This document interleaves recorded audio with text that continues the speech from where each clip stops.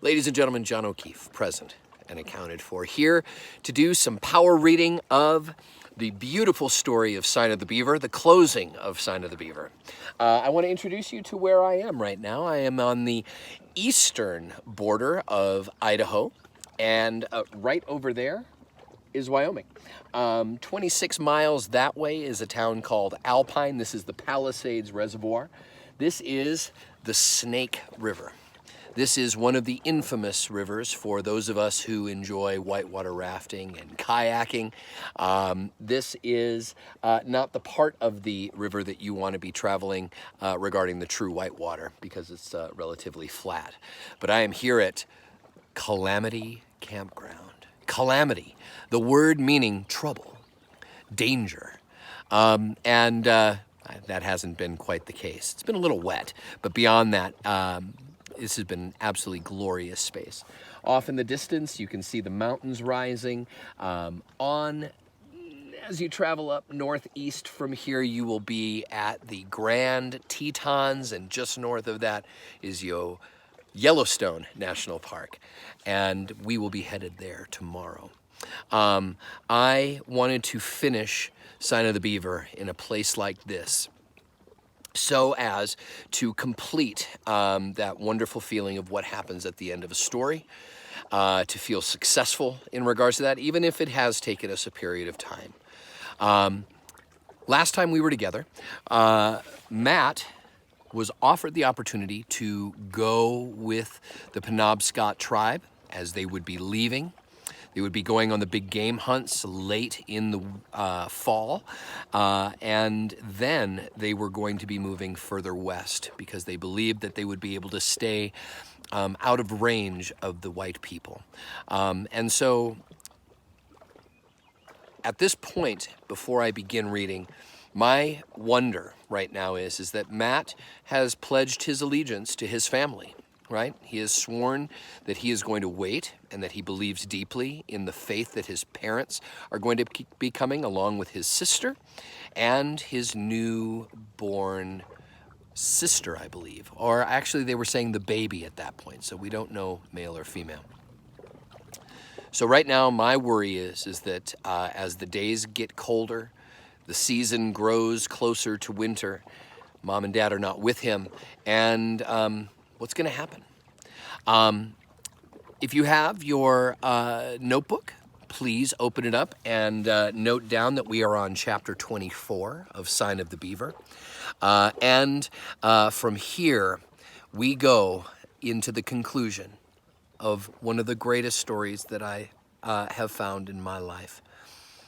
Chapter 24, Sign of the Beaver. Matt stood looking up at the sky over the clearing. "It's gonna snow," he told the dog. "You can feel it, can't you?" The dog lifted its nose, testing the promise in the air. Matt reckoned that he had been lucky so far. The heavy snows had not come. There had been flurries, thin and swirling, sifting through the trees. Many mornings he had waked to find a coating of white on the cabin roof, which would melt away under the noonday sun.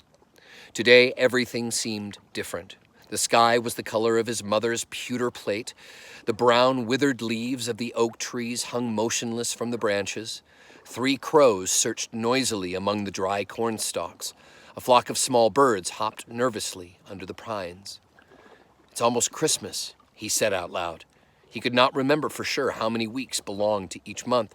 Sometimes he was not even certain that he had remembered to cut a notch every day.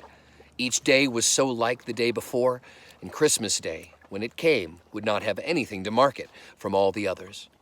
He tried to put out of his mind the thought of his mother's Christmas pudding. In a moment like this, I have that moment of thinking about my own mom's or my family's traditions during Christmas. My family celebrates Christmas, and so I understand where Matt is worrying.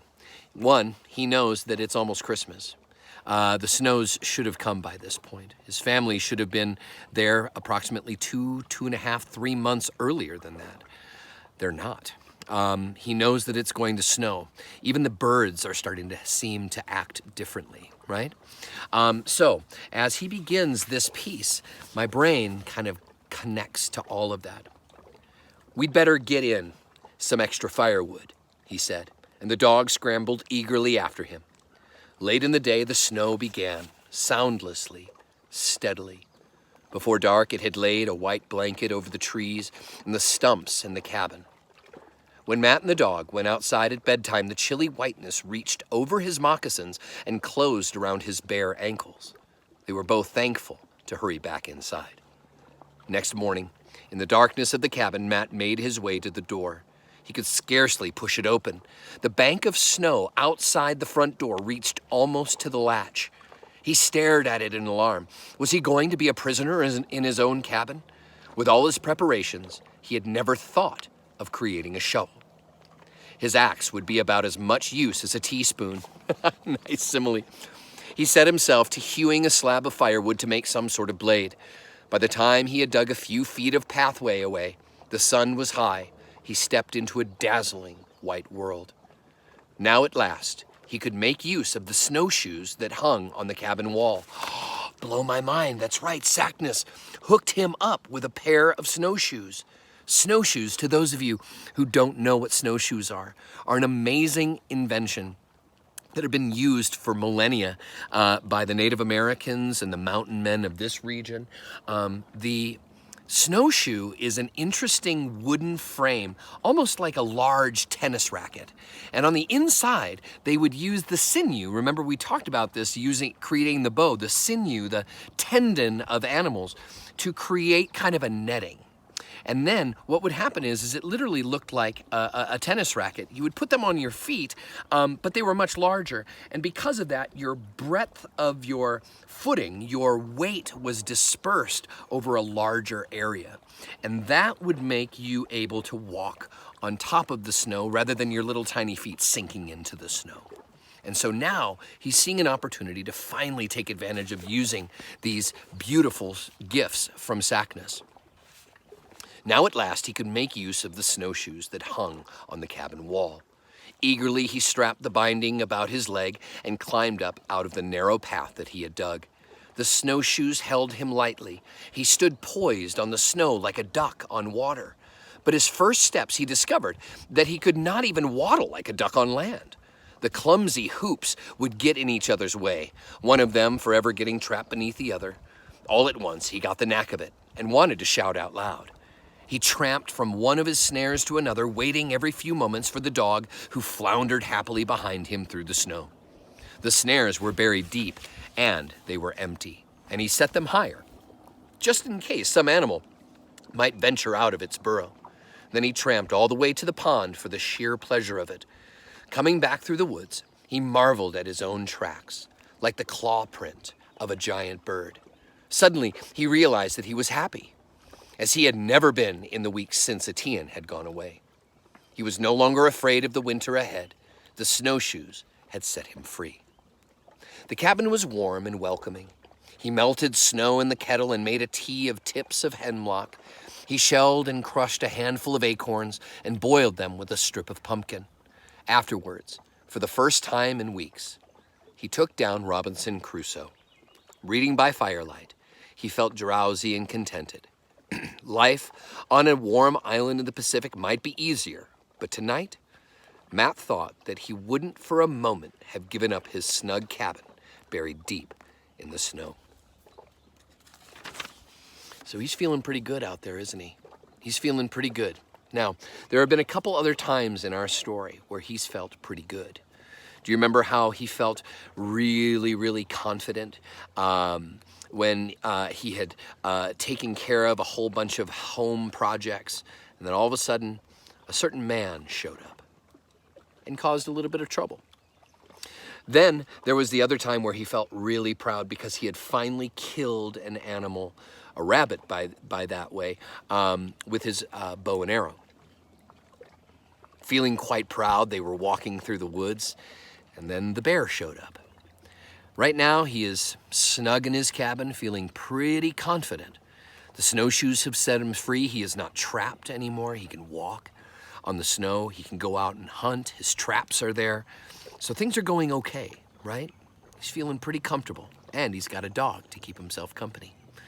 And so, he's feeling pretty good. But now we end with chapter 25. Let's find out what happens. Chapter 25. 3 days later, snow threatened again, and Matt gathered a pile of firewood to dry inside. He had just carried in his third armful when he heard the dog barking frantically a short distance away. Matt found him standing on the bank of the creek, his feet braced, the ridge of hair standing up along his back. Peering along the creek, Matt caught his breath. Something dark was moving along the frozen course of the stream. A huge shape, too large to be an animal, even a moose. Then he saw it was a man, dragging behind him some sort of sled. He didn't move like an Indian. As he watched, Matt made out a second, smaller shape just coming into sight around the bend of the creek.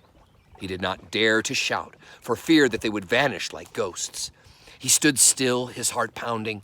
Then finally he began to run. "Pa?" he choked out. "Pa!" His father flung down the pack he carried. His arms went around Matt and held fast, though he could not manage to speak a word. Then Matt saw his mother. Struggling to climb down from the sled, he bent and threw his arms around her. How small she seemed now, even under the heavy cloak.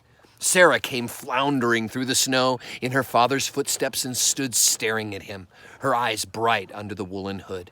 She wasn't the child that he had remembered before. Awkwardly, he put his arms around her and gave her a hug. Then they were all talking at once, trying to be heard over the fierce clamor of the dog. "Quiet!" Matt shouted at him. "This is my family. They've come. They're actually here." They pushed their way through the snow to the cabin, leaving the sled where it stood in the middle of the ice. Matt helped his mother over the doorstep. He could see that she was scarcely able to stand, and he pulled a stool near the fire for her. She clung to him, her eyes on his face. Matt would hardly have recognized her, so thin and so pale, with great shadows under her eyes. But those eyes were warm and shining, and her smile was as beautiful as he had remembered it. "I was bound we'd get here for Christmas," she panted. "I couldn't have borne it to let go of Christmas go by. Oh, Matt, you're safe.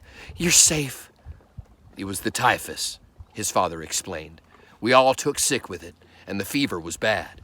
It takes all the strength out of a body. Your ma took the worst. We'd ought to have waited longer till she was more fit, but she was dead set on starting out and getting here for Christmas. The river is most frozen shut. We had to wait at the trading post 3 weeks before anyone would risk carrying us up this way. Then we had to get the sled made. But your ma, she kept pushing at us. She's a rare one, your mama." "I had to," she said, "thinking of you alone in this place." "It wasn't so bad," Matt said stoutly. "I wasn't alone all the time. I had the Indians." "Indians?" his mother gasped. "Are there Indians hereabouts?" "Pa said there wouldn't be." Excuse me, I didn't realize who was speaking. "Pa said there wouldn't be," Sarah exclaimed, wide-eyed. "What are they like?" "They're gone now," Matt said, "but they were my friends." Then he brought it out proudly. "I had an Indian brother." From the way they stared at him, he could see it was going to take a mighty lot of explaining before they could understand. He didn't suppose that they ever would truly understand. His father said nothing. He was looking soberly at the snowshoes propped up against the wall and at the bow hanging over the door where the rifle should have been. Everywhere he looked, Matt realized he must see something the Indians had given him or had taught him how to make for himself. However, his father seemed to think that there was no time for questions. "We'd better unpack the sled," he said, "before it starts to snow again." Matt sprang up to help. There was one question that he had not dared to ask till he and his father were alone. "The baby. Did you leave it behind?" Did you notice we haven't heard anything about that? His father ran a hand over his beard. His eyes were troubled. "The little one only lived 5 days," he answered. "'Twas a pitiful little thing, and it would have never made the journey. Just don't say aught to your ma. She still takes it real hard." "Oh, the baby only lived for 5 days. Oh, Mama, can you imagine? Can you imagine how hard she must be taking it?" Matt promised not to say a word. He wished that he had somehow been able to hide the cradle. Oh, the cradle. Before she noticed it. That's right, he had done that. Standing in the snow, his father reached to put a hand on Matt's shoulder. "You've done a grown man's job, son," he said. "I'm right proud of you." Matt could not speak. It took his breath away to think that he might have gone with the Indians, that they might have come to an empty cabin and found that all his mother's fears had come true. He would never have heard the words his father had just spoken. This was how Etienne had felt. He knew when he had found his Manitou and truly become a hunter.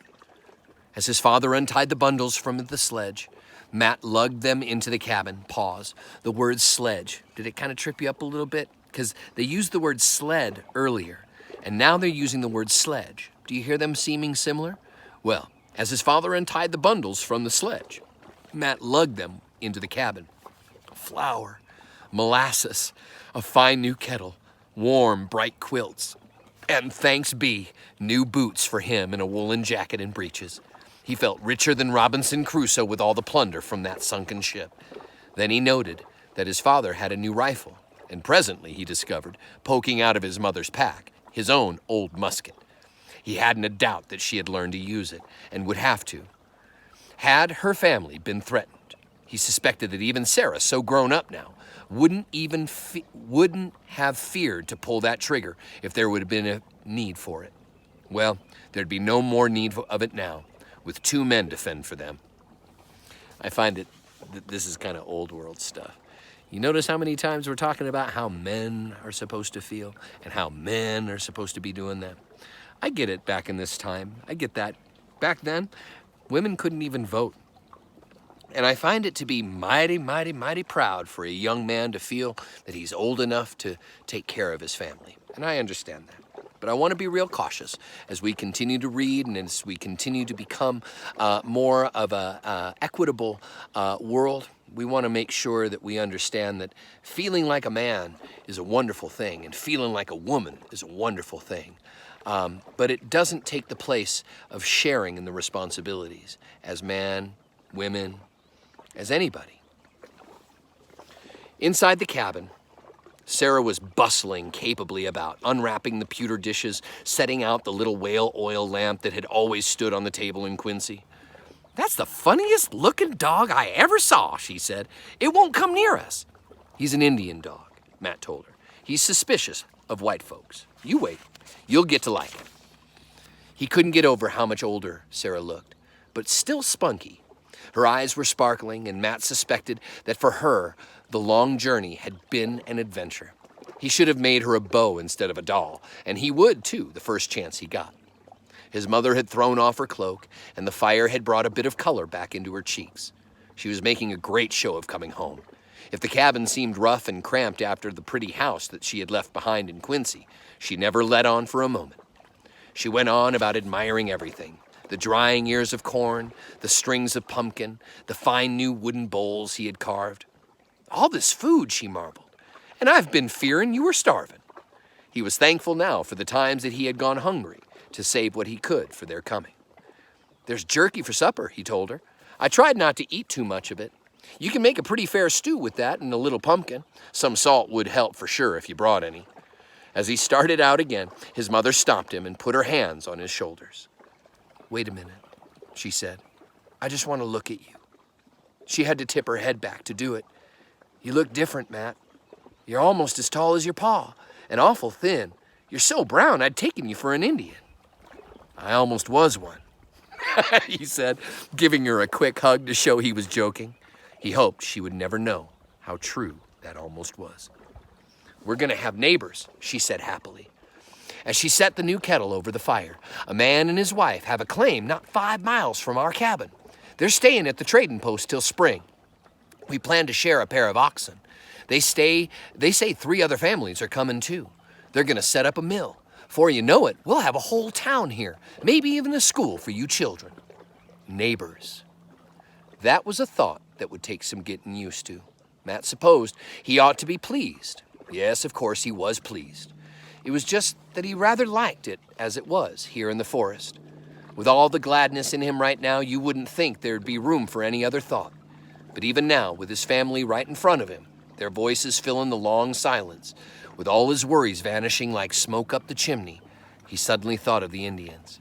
He wished that Etienne and his grandfather could know that he had been right to stay, that his father had come as he had promised them. But the old man had been right too. More white men were coming. There would be a town here on the land where the Indians had hunted the caribou and the beaver. If only he could be sure that the Indians were able to find new hunting ground. Matt thrust his arms into his new jacket and went back out into the snow. Behind him, the cabin glowed, warm and filled with life. Already steam was rising from the new kettle. He'd cook one of his special stews for them for supper. He wouldn't have to eat it alone ever again. They would all sit together around the table and bow their heads while their father asked the blessing. Then he would tell them about Etienne. Sign of the Beaver. Then he would tell them about Etienne. How do you feel? How does that end feel? Does it feel good that his family came? Does it feel like there was that happy ending? Are some of you kind of wondering a little bit about Etienne right now? Are some of you wondering a little bit about whether or not Etienne will find that hunting ground? I have a lot of thoughts going on in my head because I'm out in the West now. And the white man has certainly found his way here. The white woman has found her way here.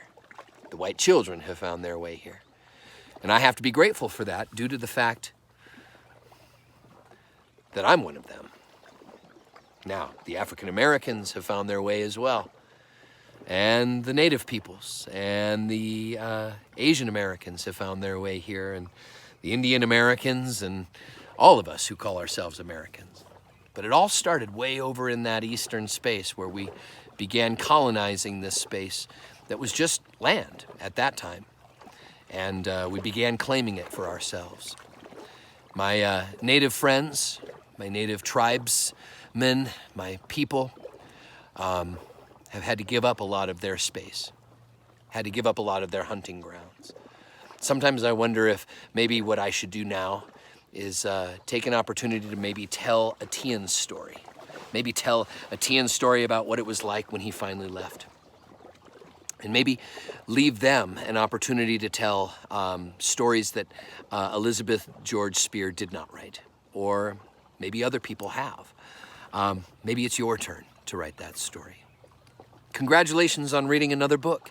Congratulations on finishing another awesome, awesome story of adventure, of family, of taking care of yourself, of growing up maybe sooner than you thought you would, of being able to learn from somebody else.